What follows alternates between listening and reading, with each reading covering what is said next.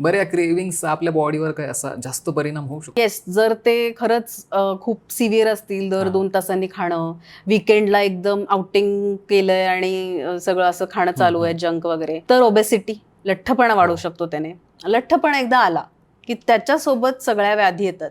मग diabetes, thyroid, हल्ली मुलींना पीसीओडी खूप हो. म्हणजे दिसतंय आणि त्यांना कळत नाहीये की नक्की त्यांना काय काय होतंय. Yes. ते कधी होतं, जेव्हा पुढे जाऊन त्यांना प्रेग्नन्सी राहत नाही आणि तेव्हा इश्यूज येतात. सो हे आधीच त्या एका फिमेलने, मुलीने बघायला पाहिजे की आपल्यात काय काय चेंजेस आहेत. जर वजन वाढतंय तर ते इग्नोर नाही करून चालू शकत.